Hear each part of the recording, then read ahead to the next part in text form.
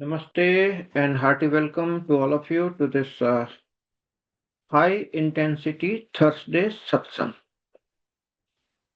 The purpose of these Thursday Satsang is to guide the spiritual seekers on the path of self realization. Throughout this series, I'll be sharing lots of scientifically proven facts about the spiritual evolution. I'm also designing a new scale. Mostly 2 weeks from now, I will post it on the group and we will see how we can measure our spiritual evolution. See, many of you may wonder whether it is really possible to measure the spiritual evolution. Let me tell you, it is possible.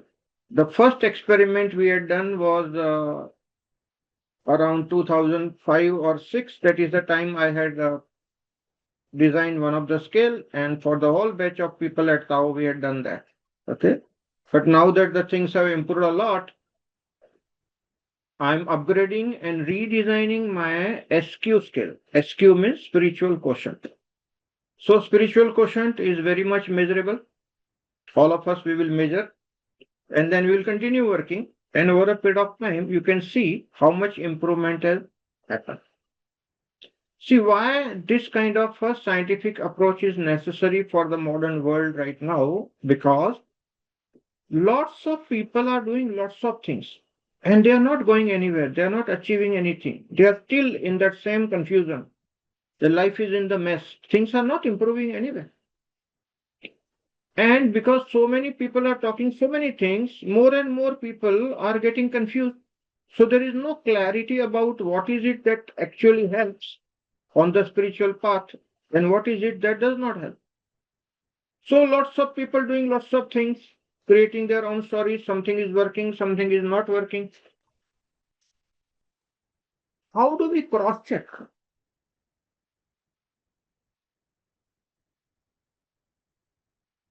Unless we have a scientific methodology, there is no way to check. So we have to design the scientific methodology. See, here in California, I visited one of the newest center. Very interesting. So this newest center has its own machine. It has some 2 plus 2 plus 2, 6 sensors. So you put 2 feet on the sensor, then you put 2 hands on the sensor, and they put 2 sensors on your pimples. And there is a camera. And this machine tells you your aura and chakra and everything on the screen. Big TV is there. On the TV, you can see your aura and chakra. So I visited this center. I'm planning to get that machine to India for our research purpose. See, this science which is developing, okay, is very helpful. I wanted to do research in remote healing.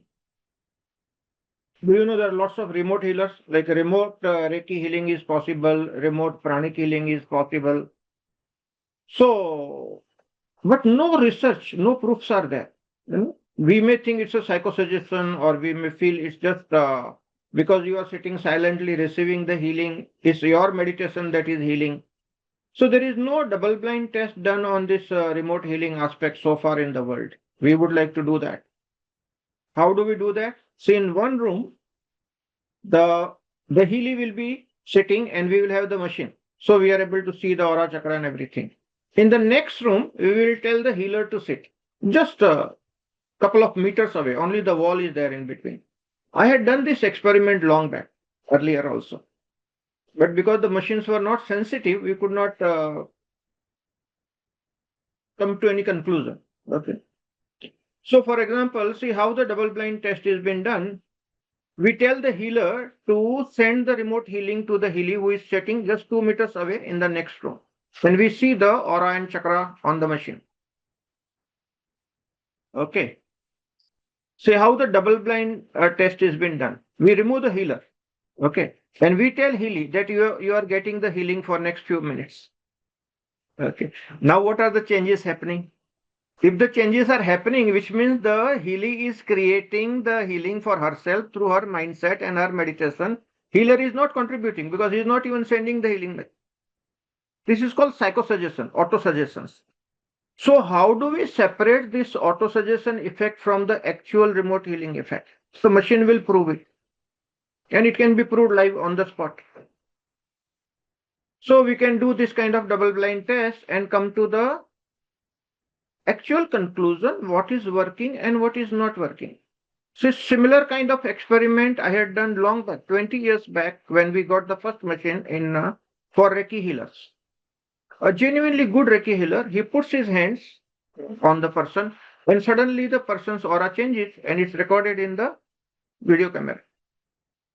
So direct touch healing is working, has been recorded. The same Reiki healer sending the remote healing was not recorded. Same machine. So I did not say that remote healing does not work, but I said that maybe our machines are not sensitive to capture that subtle aspect of remote healing. Now we have the machines. So it will capture the subtle aspect of remote healing also. I am telling you all this thing.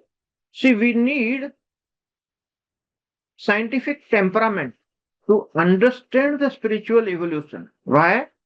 Because too many people and too much of mumbo jumbo is going on in this field of spirituality.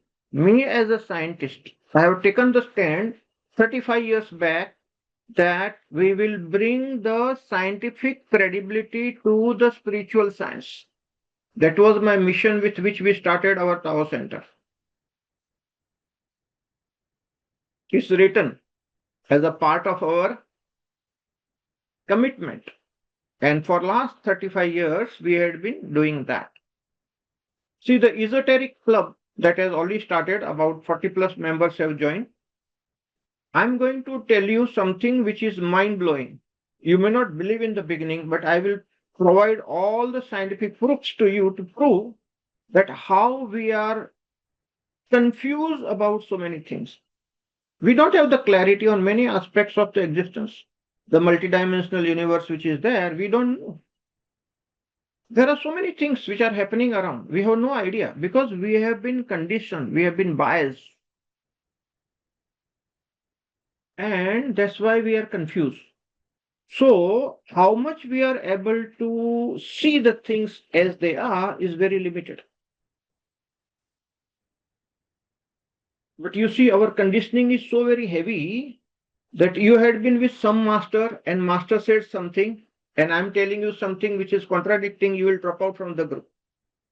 Don't do that. I'm telling you, there are lots of things that I had heard in my childhood, which I have proven they're all wrong. I'm still grateful to those people because those people were not dishonest. They were honest people. But they were sharing as per their understanding. And their understanding was limited because the technology has not developed. So proofs were not there. Now that the technology has developed and the proofs are there, we can upgrade our understanding and still feel grateful to all the great masters who have contributed to our evolution.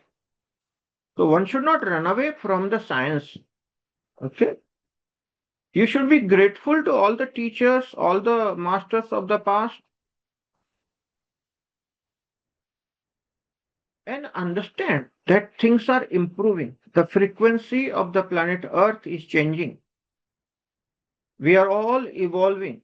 We are on a evolutionary path. We are on a evolutionary journey. Everybody is evolving. So also is our understanding of the reality, our understanding of the existence. It has to be updated. Otherwise, you will be outdated. So we have to keep pace with the scientific understanding which is evolving. And those people who are stubborn, they don't want to look into the science. They don't want to look into these experimentations and all. They will be nowhere. Very soon, the things are changing so fast. In 6 months' time, they will be outdated. The whole world will know that they are not updated.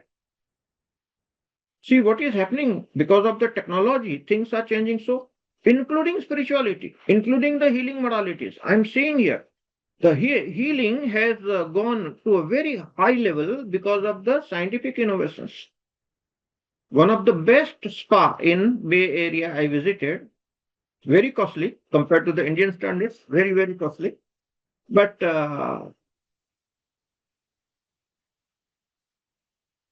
genuinely scientifically provable healing with the machines, objectively. This is something amazing. As a scientist, I appreciate this kind of machines and all because there is a subjective aspect we all have that also needs to be respected. The scientists have to be humble and open to new things. That's the very fundamental of scientific quality.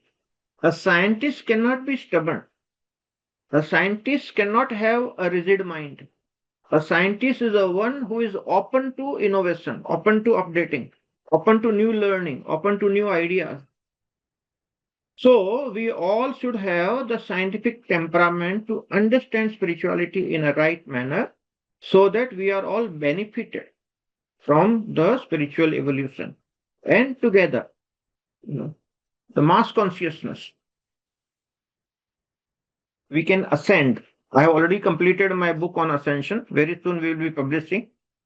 I have the idea that we shall publish it in one of the camp at Gurudev's ashram in Palampur in around Diwali time. That's what my intention is. So I will check it up. Right now, the hilly areas are very dangerous to travel. Yesterday also there are a lot of mishaps were there. I'm updating myself. Be careful, India, North India. If you are traveling, lots of hassles are there. But around Diwali time, the time is better and lots of new kriyas have come from Avatar Babaji. Around 30 of the kriyas, new kriyas, I'll be teaching in Kriya Yoga camp at our Gurudev's ashram in Palampur around Diwali time. That's what my intention is. And that time we will also publish the book on ascension. The ascension book is ready. So what we are trying to do, it's called rapid evolution. See, there is something called natural evolution. Whether you like it or not, whether you do some practices or not, naturally the whole earth and the whole of humanity is the evolving at a very slow pace. You will continue to evolve at that slow pace, even if you don't do anything. Unless otherwise do some contradictory things. Okay? If you don't do the contradictory things, if you're a normal human being, you will evolve at a very slow pace. But that's not enough. What we are practicing is called rapid evolution. And my word for that rapid evolution is revolution. We are here to create spiritual revolution. With all the new technology that we have, a rapid evolution is possible, which is called as revolution. So it's a revolutionary movement that is possible. And everybody can progress on the path. And how do you know whether you are progressing or not? Well, I'm going to provide you the SQ measurement scale very soon. I'm working on that. We'll make it very precise and then I will launch it and then all of you can check it.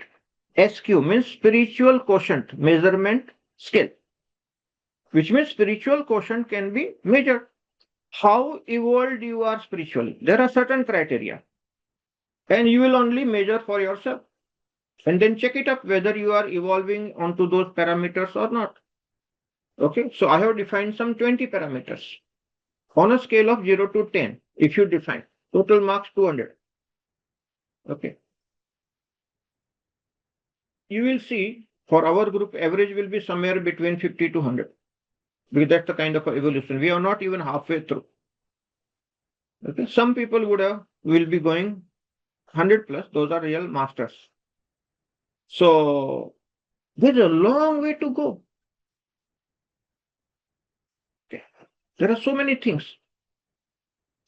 See, I have met and done research on very, very high PVF master who have gone to the other dimension, who have the understanding of multidimensional universe. See, we are in three-dimensional world. Okay, the fourth dimension is time. So time plus space is what is controlling us. And all our belief system is limited to that. But do you know there is a five-dimensional world also? There is a six-dimensional world. There is a seven-dimensional world. Higher lokas are there. So person from the higher dimensional world can stop the tornado, can stop the earthquake. Why? He has that much of energy. See, energy of the earthquake is tremendous. It may be like equivalent to 100 atom bombs or so. One atom bomb is so powerful. So the energy of the 100 atom bombs may be there in the earthquake. Now, one person is able to stop the earthquake, which means he is having that kind of energy. Now, that kind of energy we can't harness in this dimension. But there are other dimensions where they are capable of harnessing that kind of energy. Okay. This is called multi-dimensional universe. Unless we understand this, we will not be able to understand our evolutionary path. So all these things, super duper topics we'll be discussing in Esoteric Club. Right now in Thursday Satsang, what we are having is effects of meditation. So I told you 100 plus enlightened masters interviewed. I have interviewed personally, okay, and I have kept the records of all of them. All the masters got enlightened in a certain manner, and there is a common factor to the all. See, I told you nobody got enlightened by singing bhajan, but many of them were singing bhajans after that. Devotional song. Bhajan means devotional songs. That was the expression to express the gratitude for God, gratitude for divinity. So singing of devotional songs was the outpouring of their heart. But they did not get enlightened by doing that. Understand this thing. See, my own master, Sri Dada Gavan, got enlightened in a certain manner. And very clearly he has mentioned in his books what is the method to enlightenment. Okay. 100% clarity is there. But he started singing poetries. You see, one of his books, Towards the Unknown, 100% poetical. He was a businessman, not very educated. He had just completed his 10th standard, SSC, okay, boards exam. And then he had to drop out because his father expired and he had to manage the family business. And there were younger siblings, so lots of responsibility. He could not study further. And after the enlightenment, suddenly this poetry started coming naturally, spontaneously. And so many of them. The full book is there. The entire book is poetic. What is that? That's the effect of the enlightenment. So you get into certain frequency and things start expressing in a certain manner. But that was not the way he got enlightened. He has mentioned for 6 months he was doing some practice and enlightenment happened. Very clear. See, in many spiritual circles, when I talk this language of science, proofs and all, they get put off. They are philosophical people. They don't understand the science. Many circles, they get put off with my language. But I'm telling you, a proper research done with 100 plus enlightened masters, and now there are machines to prove. If you don't know, in India, I want to tell you, in Hardwar, Ramdev Baba has invested a lot of money, and the machine that I'm telling you is now available in Hardwar, open to all. I talked to the research team already. They say anybody can come and do the research. And it's a sponsored one, so very little you to spend because the machines are too costly. See, scientific research of this kind is very, very costly. And you see, all my scientific research so far I had been doing for 35 years, nothing, not a single research has been sponsored by government or anybody else. All the research work I had been doing with my own money from my pocket. And how do I manage? All the money that I get by training you, that money is used for the research. That had been my model of generating money. Funding is required. See, who will fund the research? Either the government has to fund, or some NGO has to fund, or some trust has to fund, or some king has to fund. I did not find any of them because my research is so revolutionary, nobody is willing to do funding. Then I have to do funding myself.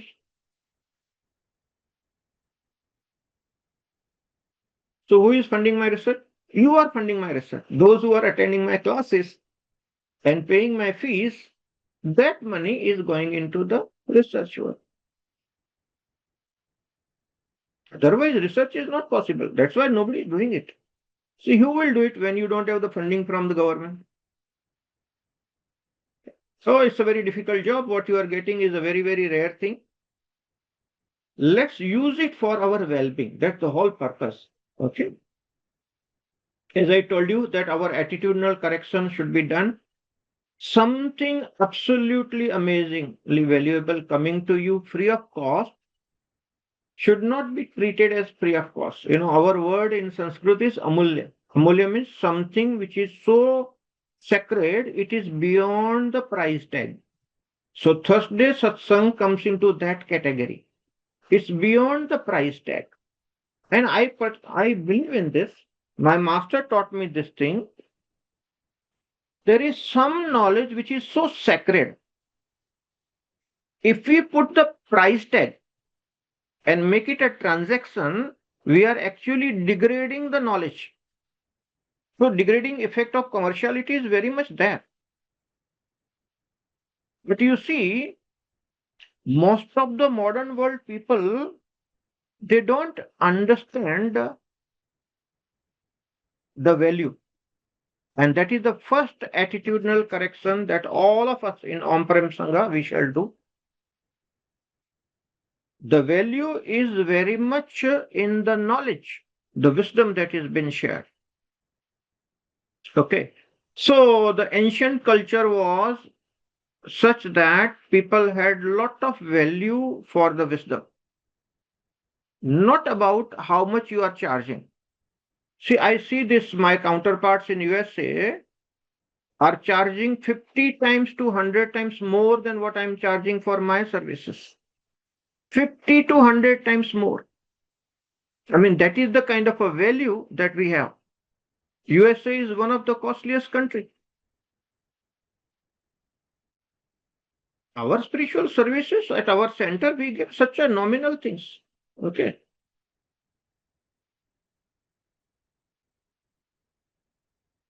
So the attitudinal correction that we all need is value the wisdom that is coming to you free of cost. Okay? So that there is no degradation from your side.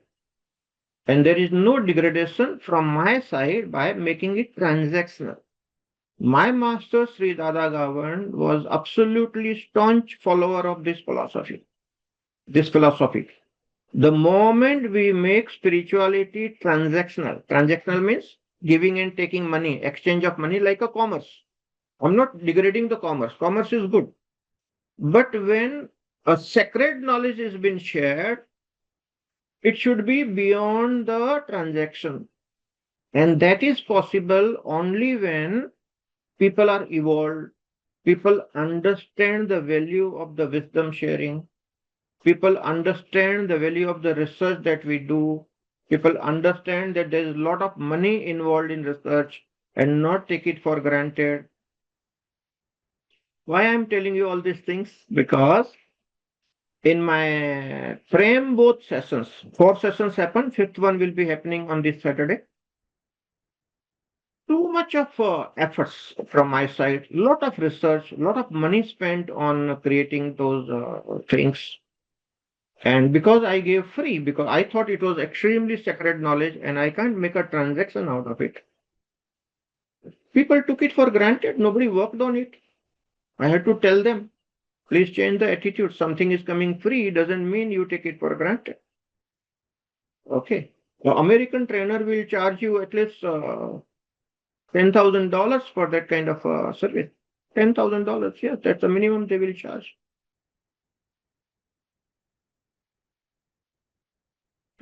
So multiplied by 85, that is the cost, the training which I am giving free. Because nobody shares the scientific research and the skills which are patented free of cost with anybody. Okay. I want you to understand this thing because ours is a group which is evolving super fast.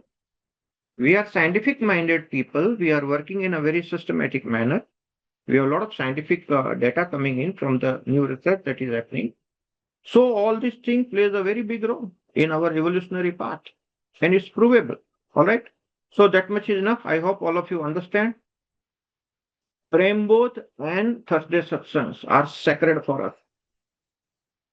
All right. So with the blessings of the master, we will progress on the path with a lot of gratitude to all the masters.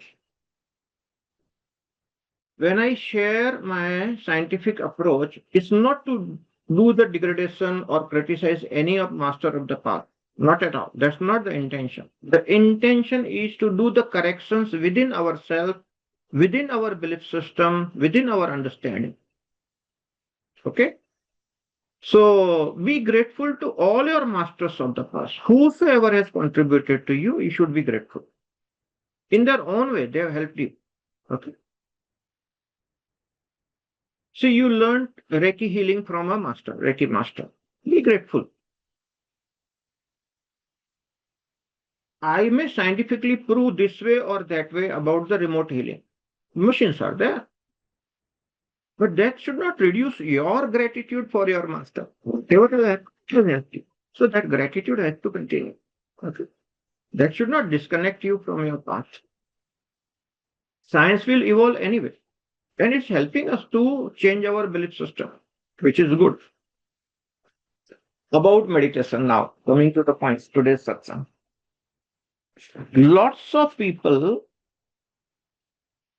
are doing 1,000 different types of meditation. I have myself traveled to with so many groups and all. So many different types of meditation I have done myself. Every master is teaching in a different way. So now what is the reality? Which meditation actually helps you to evolve faster? Now scientifically provable. Effects of meditation are very much measurable. Very much measurable. See, there is one institute in Bangalore where there is a setup of measurement of gamma waves also. In Bangalore, it's available. Okay. So, I want to do research on Shaktipat. Shaktipat is all about gamma wave radiations, gamma wave transmissions. Okay. Gamma wave transmission is a scientific term for Shaktipat. Shaktipat is such a glorified term in spirituality and for the right reason. It's something very marvelous. But that doesn't mean that it cannot be proved scientifically. It can be. Okay. So maybe next month the research will happen. How to visit? Oh, you check up with Ramdev Baba's Patanjali. They are very honest and open to your visit to Hardwar. So once I know all these things, Hardwar I visited myself. Okay, I met those people also.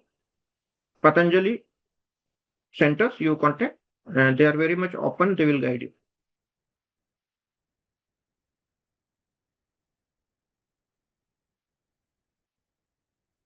So any of you feel that you are enlightened and you are not sure, then go to Patanjali Center, get your brainwave recording, get the scientific proof. Sometimes you see this is quite, and I'm not laughing. Okay, I'm not kidding. I'm telling you genuine thing. Sometimes you feel you are enlightened. You are in a very high, and sometimes you are so much down that you don't understand what's happening with you. You can take the readings. Both the readings will be different. And this is true. It does happen. And this has been talked about in our culture in lots of different philosophies. In Bhakti Marg, it's called Milan and Viraha. meeting and not meeting.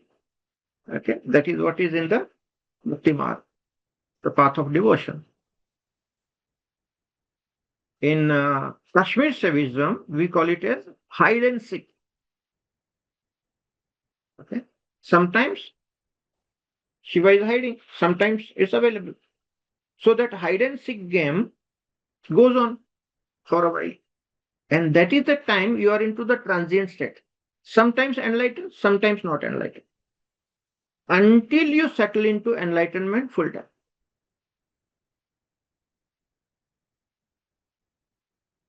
So transient state can also be measured by the machines. Sometimes it will be there, sometimes it will not be there. Machines are helpful to do the third party confirmation. Okay. If you have the doubt, machines are helpful. If you have no doubt, then there is no issue. You don't think of machine. But on the path, how much you are evolving. Okay. Which meditation is working for you? Which meditation is not working for you? That much can be tested in the laboratory. Okay. There are certain meditation you do, you feel extremely high, you feel extremely good. Check it in the laboratory, you will see something is happening in you. Even my setup that I'll be having very soon, the 6 sensors, if your aura changing, if your chakra is getting balanced, instantly we'll be able to measure and see on the screen. Everybody can see. See, these kind of machines are now available. Okay. So nobody can bluff in the spiritual field. There's a lot of bluff going on, a lot of bluffing, a lot of nonsensical things going on, a lot of storytelling going on. So all that will be segregated now. The science is evolving at a very fast pace. So effects of meditation. Now let's come to that. What is meditation and what is enlightenment? Whether meditation leads to enlightenment or not. Okay. The scientific answer to that may shock you. The answer to that is no. And that's where the today's session focus properly, understand, so that you are not enamored by meditation and not disillusioned also. There is something else which you should understand. Does meditation lead to enlightenment? The answer is yes and no both.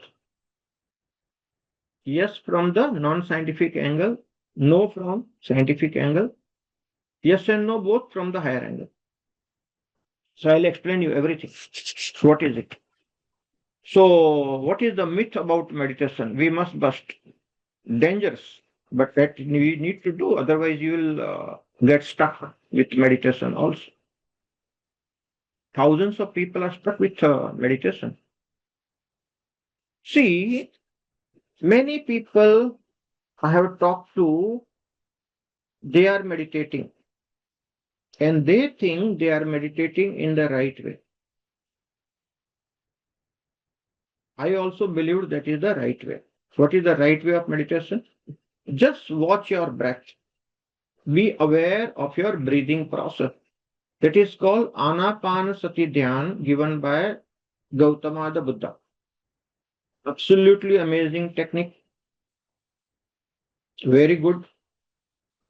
It will quieten you down immediately, put you into the present moment. Your awareness will increase for sure. Next stage of Buddha's meditation is Kayanupassana, being aware of the body sensations, becoming more and more aware of the body sensations, signals, whatever you get, twitching that happens. That is called Kayanupassana in Pali language, given by Lord Buddha. Third stage of that is called Vipassana. That's what the Vipassana is. Very popular meditation all over the world. Buddhist meditation. Vipassana is witnessing your thoughts.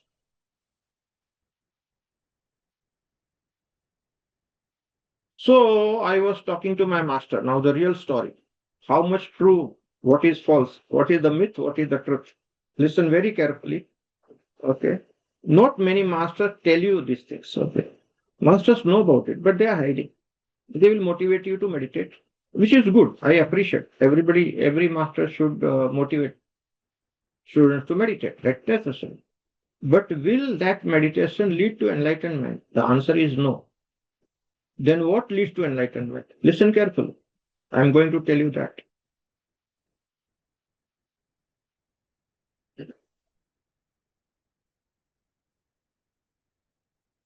Watching, witnessing the thoughts is the beginning. Initially, a beginner will have a thought of witnessing the thought. The real witness has not yet arisen within the consciousness of the person. It has to arrive. So, how does the witness arise in the first place? There's a very beautiful master, Radhagavan, my master, he has given the method. He says, if you have a thought of witnessing a thought, initially there is only a thought, no? You don't know what is witnessing. So there's only a thought of witnessing a thought. Radhagavan says, give that thought a challenge to witness the two thoughts. A thought cannot witness two thoughts. In the whole struggle, the real witness will arise in you, and you start witnessing the thoughts. Now, this is very noetic in its nature. It is very subjective in its nature. You have to do it, you have to understand it. There is no way the words can describe how it happens. But suddenly, sitting silently, doing nothing, just watch your breath, watch your thoughts, give your thought a challenge toward two thoughts, and suddenly, if you are in high energy, for the first time in your life, the witness arises. A real Sakshi, the witness arises in you. Osho said, the Sakshi arising in you, साक्षित्व का जगना ये महाक्रांति है अपने आप में. This is the sentence by Osho in Hindi. So, awakening of the witness consciousness in you is a great revolution. That is the statement done by Osho, which is true. Because now only you have entered the meditation. Earlier, you were thinking of meditation. You were not meditating. Now that you are witnessing your thoughts, you have entered the meditation. And that is the right kind of meditation. This right kind of meditation does not lead to enlightenment.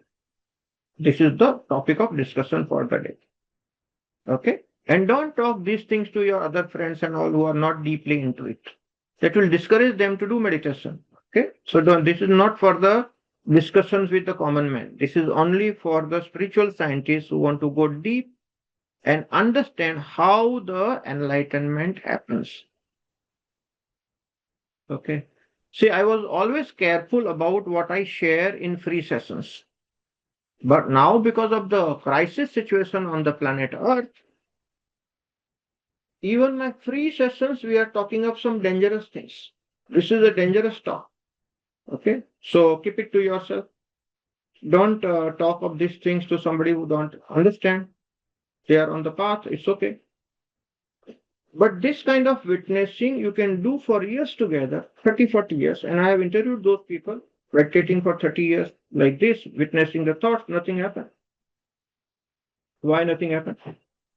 Because just by witnessing the thoughts, you will quieten down. Number of thoughts will reduce. You will feel better. The feel-good factor of meditation will be there, but that does not lead to enlightenment. Of course, the feel-good factor is there. Relaxation will be there. Your blood pressure will come down. Your diabetes can be controlled through this kind of meditation. Your relationships can improve. For sure, this is all scientifically provable. Okay? Effect of meditation and diabetes. Effect of meditation and blood pressure. Lots of research papers are there. You can check.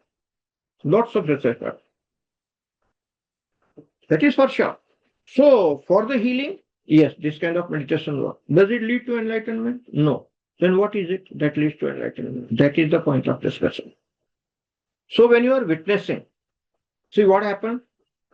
You are witnessing something, which is the thought in this case. You are witnessing thoughts.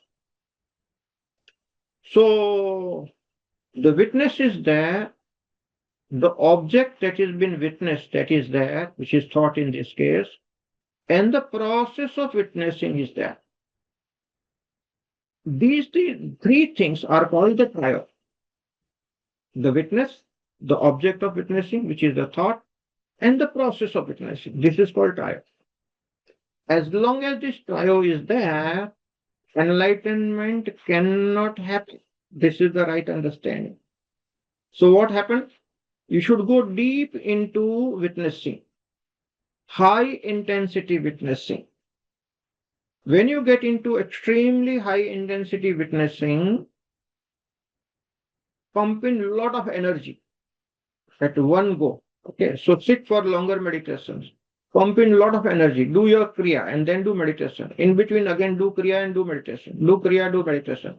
That is how you pump in the energy. At one moment, you will get into absolutely thoughtless zone. So one item of the three has disappeared. Okay, the object of witnessing, which is the thought, in this case, has disappeared. But other two, the witness remains, the process remains. So if the thought comes, the process is active. It will be witnessed again. The thought is gone, the gap is witnessed. If the thought comes, the thought is witnessed. So trio is very much there.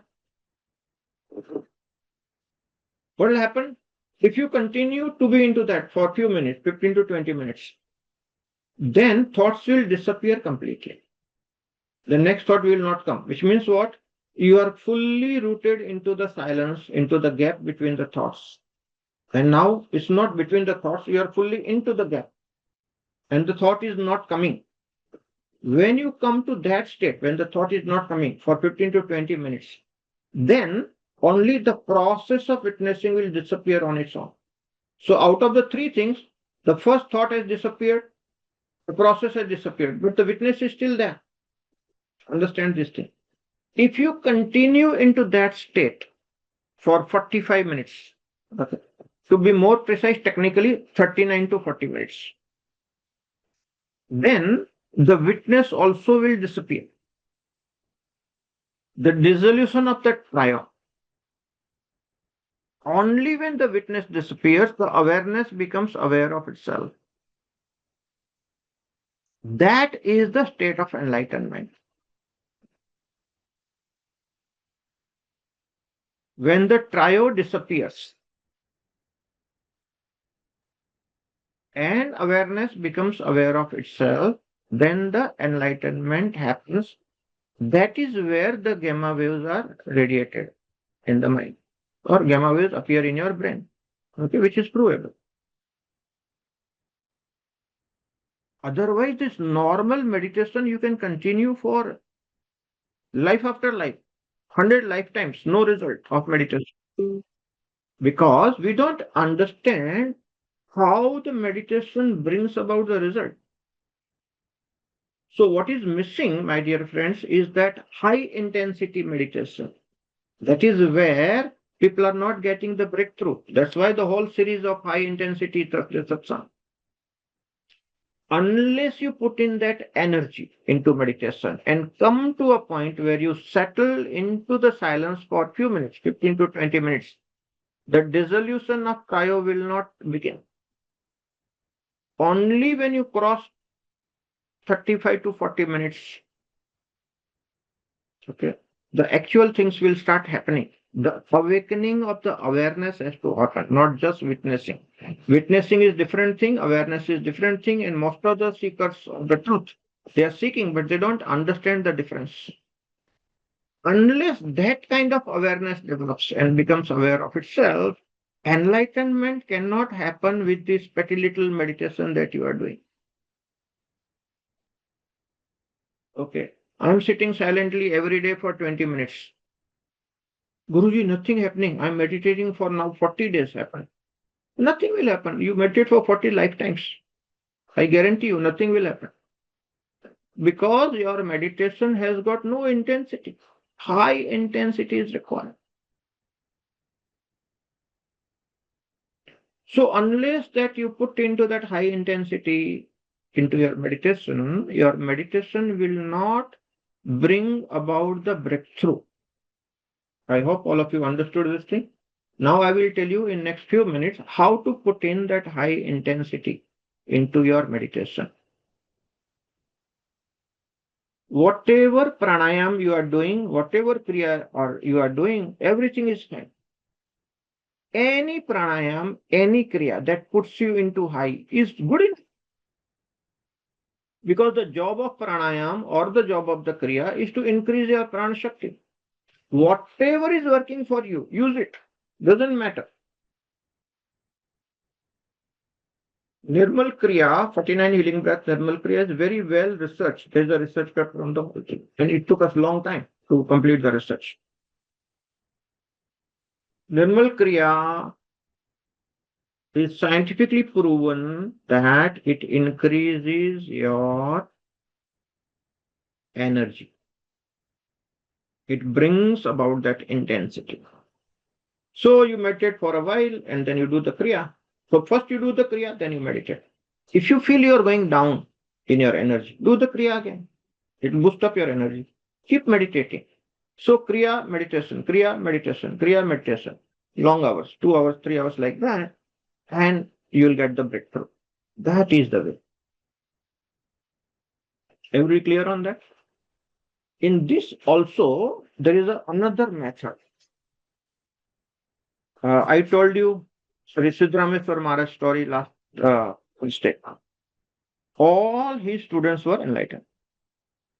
One of the biggest, largest group of enlightened beings. Amazing. Okay. These things happen in Maharashtra. And not many Maharashtrians know about it because we don't talk about such things. But you see, this is the fact. And I met many of them. I've interviewed many of the masters of that group. It's called Inchigiri Sampradaya. So, how did it happen? Initially, they were all meditating for long hours. But Swami Siddharameswar Maharaj found a new method of how to get into that faster. So I'll tell you that. Listen very carefully. If you don't listen, if you don't pay attention, you'll miss it because it's very volatile knowledge. Okay? So it needs a lot of attention. Listen carefully. So initially you do Kriya or any pranayam that helps you. You should be vibrating high. That is the first thing. सुस्ती में meditation नहीं होता. You can't be into meditation when you are feeling low. Okay? You have to feel high. See, I will tell you, even if you don't meditate daily, it's okay. Meditate the day you are feeling high. Right? That is the day you will get the breakthrough. So first come to that high feeling. Okay? Or you do Kriya, Pranayam, whatever you want to do, come to that high feeling and then sit for meditation. And if you feel that your energy going low, then do that Kriya or Pranayam again. Keep yourself high. And come to the point where at least the thoughts have disappeared. So one of the leg of the trial. See, the tipoy has got 3 legs, no? The witness, that is Sakshi Bhava. Things which are witness, which is the thought, and the process of witnessing. These 3 things are there, 3 components are there of the trial. At least the one component has to disappear. The thoughts have to disappear. What will remain now? The process of witnessing will remain, and the witness will remain. If you put in more intensity, because the thoughts are gone, the process will disappear very soon. It's just a matter of few minutes. Okay. Once the thoughts disappear, in few minutes time, the process will also disappear. What process? The process of witnessing will disappear. What remains? Only the witness remains. The witness will be there. Who is the witness? You are the witness. You are there, no?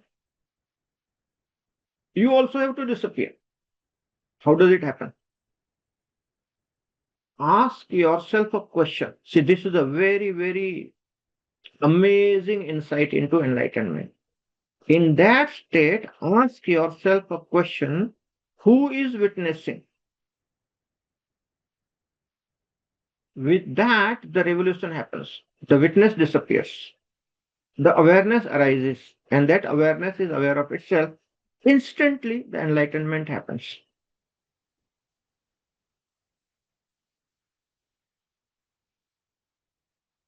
So is meditation helpful in enlightenment? Answer is yes. Does it lead to enlightenment? The answer is no. Meditation creates a background for enlightenment. For sure. That's why meditation is important. Everybody should meditate. But meditate in a right way. Meditate in a way that it will lead to enlightenment. Otherwise, you can get stuck with meditation for thousands of years and nothing will happen. You'll lose many lifetimes.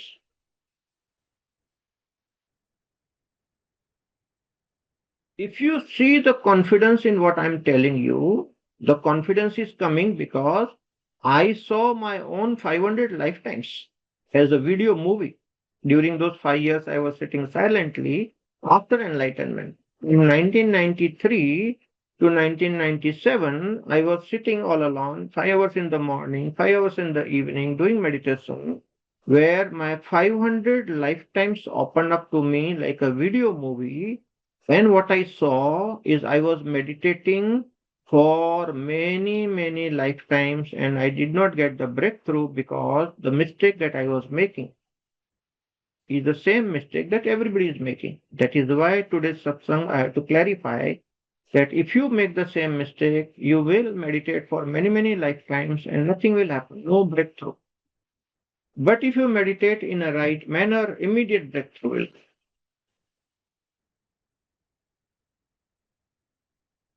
All right. All of you understood the trio.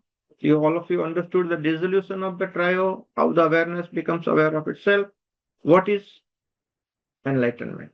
From the dissolution of trio angle. Okay, so that completes our job today. I'll see all your questions and answer. If you have any question, you can punch it in chat box. I'll see all your things from the beginning so that I don't miss anything. Pratyush Tomar is asking, Guruji, where are you publishing research papers from Ampen Sangha? Where can I read them? Research papers are published in the international journals. That is the meaning of publication. Okay? There are many international journals where research papers are published. If you want the link to that, it is there in drpremjinirmal.com/about. Okay, that is my new website, drpremjinirmal.com/about. At the end of it, there are links provided. You click on those links, you'll go to the get the research paper from there. Okay. Prithya has the next thing. Prithya has already posted the link. You can go there. Okay.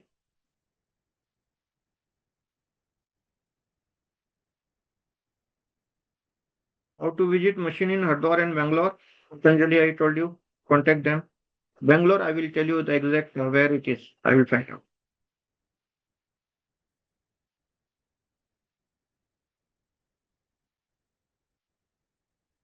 Is this the same thing as trying to think two thoughts at the same time? Mind can have not only two thoughts, multiple thoughts at the same time. But one thought cannot witness two thoughts at the same time. So multiple thoughts is a very common thing. We are having thousands of thoughts at a time, very fast. That's not meditation. When you give a thought a challenge, watch the two thoughts. One thought itself cannot witness the two thoughts. In the struggle for that thought, the witness arises for the first time. Tushar says, I have tried to put attention on 2/3 things at the same time, like reading 2 or 3 things. Reading plus listening plus remembering. Yes, we have that capacity. Mental capacity is also there, and multi-point awareness can also do that. See, people who practice multi-point awareness, you can be aware of 2, 3 things. And this is not something very abnormal, it's very common. An expert lady who is cooking multiple dishes, doing multitasking habitually, but is aware of everything. So that is called multi-point awareness, and that can be inculcated with the practice. It is a skill. Will that skill lead to enlightenment? No. It's a skill. It's a useful skill. So you can have multi-point awareness. You can be aware of multiple things. It puts me into thoughtless moment. Yes, if you gain the high intensity, it can put you into the thoughtless moment. Guruji, how to increase intensity to remove process of witnessing? Process of witnessing cannot be removed just like that. Do kriya, do meditation, the thoughts will disappear. When you stay into that thoughtless zone for 15 to 20 minutes, then the process of witnessing will disappear. But the witness remains. So process will disappear on its own. You don't need to do anything. What about entering into the 5D state, Guruji? Yeah, I'm into the 5D state right now. Very easy. When you cross over the mind game and start operating from the level of awareness, you are into the fifth dimension. That's what the dimension is, the dimension of awareness. Normal human beings are into the three dimensions. Fourth dimension is a transient, passing through. You settle into the fifth dimension, the dimension of awareness. So, Manisha Koshi, it's not just about entering the fifth dimension, settling into the fifth dimension. Very much. It's all right here. All the great masters are settled into the fifth dimension. It is the dimension of wisdom. In Esoteric Club, very first session, I'm going to tell you.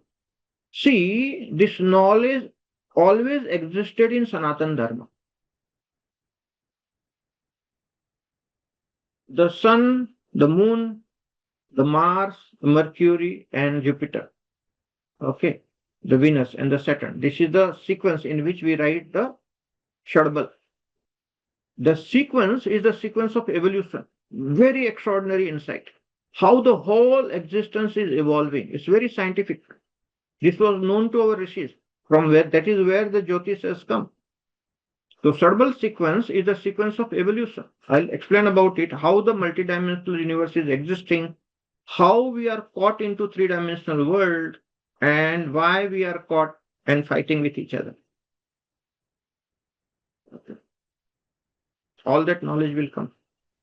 Krishna Patel says, please clarify at what stage will asking who is witness lead to breakthrough? Only when you get into the silence for 20 to 25 minutes. Then, otherwise it doesn't make any sense.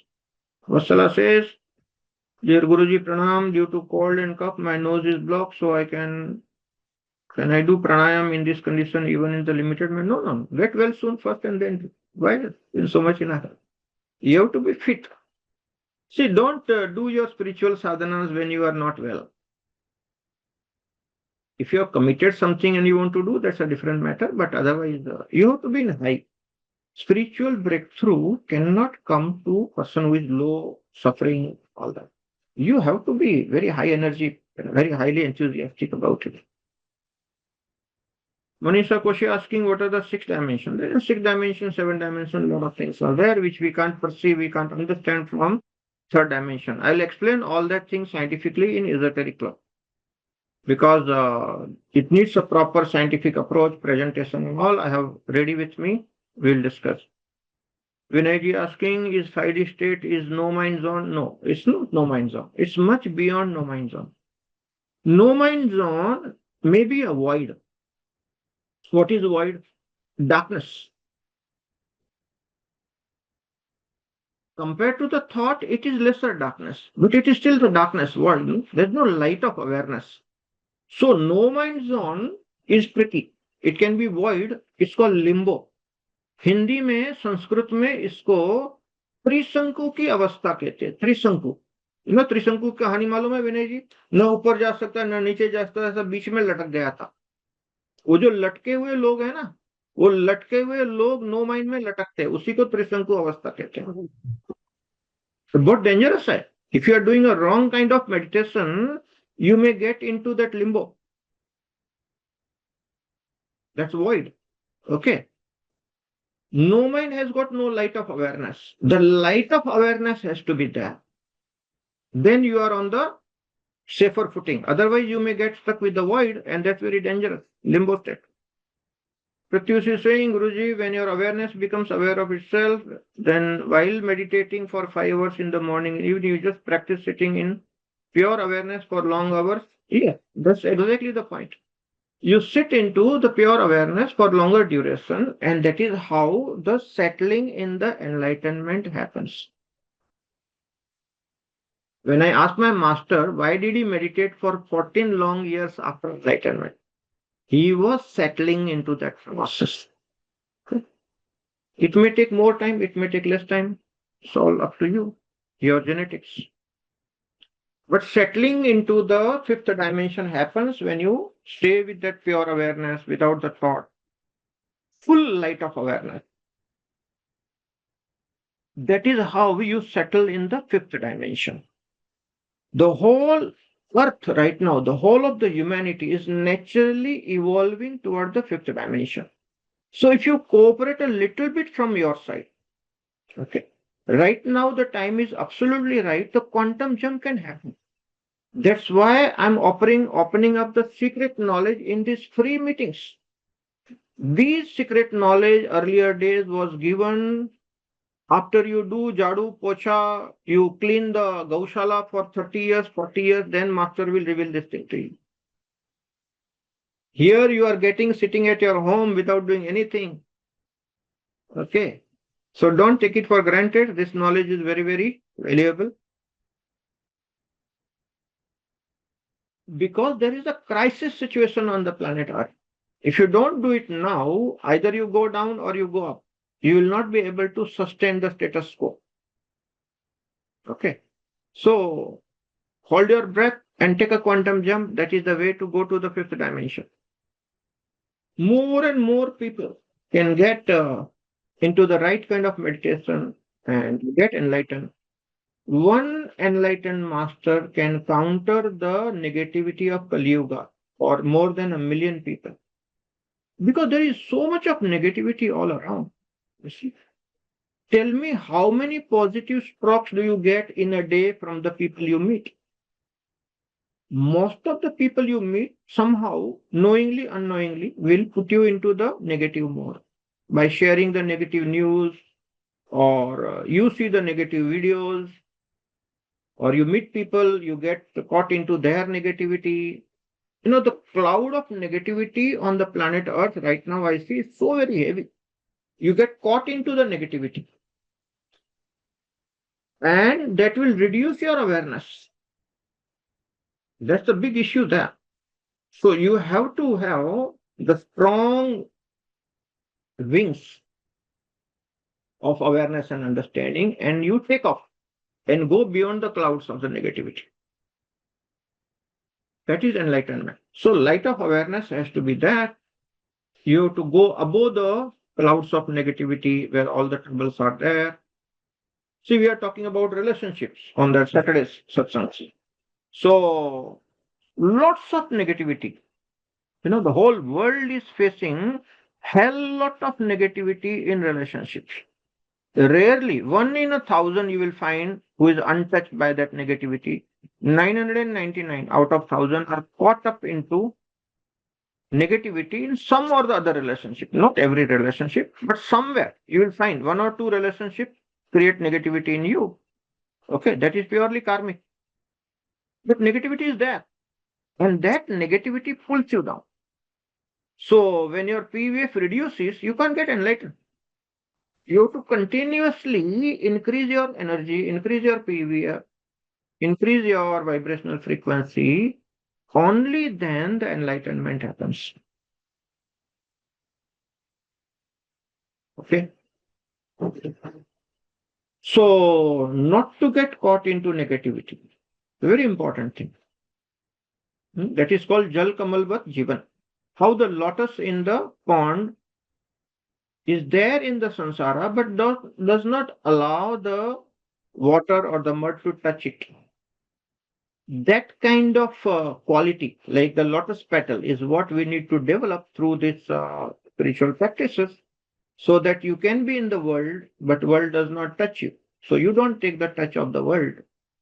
You don't take the touch of the negativity which is there around. Otherwise, see, if you don't develop that quality of the lotus petal, which is the waterproof quality, most of the people are exactly opposite. You know what? Most of the people I see, they are like a sponge.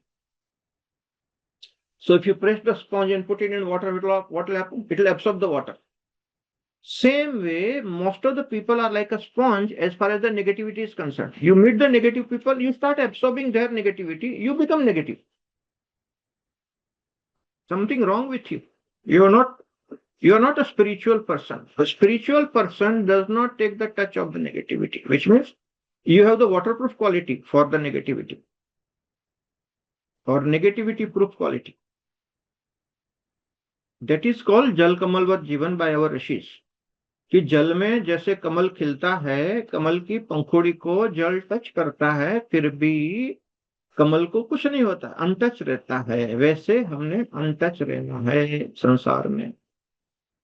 Like the lotus does not take the touch of the water in the sansara, in the family, into the world, we have to stay without taking the touch of the negativity or without getting been influenced by the negativity of the people. That is the one of the criteria for your spiritual evolution. I told you there are 20 such criteria. All of you understood the scale. One of the criteria is this. So on the 20 criteria, if you measure yourself, you will understand how spiritual you are. And the very scale will make you think and help you evolve. You will become more spiritual by doing this exercise. Okay, give me a few days. I'm just finalizing the scale. Once I test it, because the scales are tested on various parameters, how to do a lot of thinking goes in. It takes time to design a scale. It takes few days to design one scale. Okay, so much of work happens. 40 to 50 hours I take to design a scale because it's cross-checked on many parameters, which you may not understand. It's a scientific process. But when these SQ scales are available, you will be able to check on 20 parameters how evolved you are spiritually. So it will becoming eye-opening skill. On certain parameters, you will see that you have worked and you have grown, but certain parameters you have simply not explored or you have not grown. So to that extent, your evolution is ending. So you start working on those areas and you start evolving super fast. Meta-human beings, that is the name used for 5D people. So normal human beings and meta-human beings. Normal human beings are in the third dimensional space. Meta-human beings are fifth dimension. So normal human being, how to become meta-human being, that scale will help you. What are the parameters that you need to learn and grow? What is it that you need to do as far as the meditation is concerned? Okay. Those are the areas we will be exploring into the coming days on the Thursdays. Okay. So I'll see if any further questions are there. No further questions. So that's okay. Thank you very much. That completes our today's session. High intensity, lot of understanding. If you have not understood, don't take it for granted. See the video again and again, again and again. Okay. And see that the right kind of understanding is happening. Not just the intellectual understanding. Do the practice. Do Kriya, do meditation. Do Kriya, do meditation. Go to high frequency. Get into the thoughtless zone. When you do it regularly for hours together, then you will understand what I'm talking about. Okay. Without practice, you will not understand what we are talking. So unless you practice it, it is of no use. This information can become the burden on your head. Let it not do that. That's not the whole purpose. The purpose is to awaken you, shake you up, help you do something, guide you what works and what doesn't work, so that you walk the path with confidence. And that's the purpose of the Thursday Satsang. Thank you very much. God bless you all.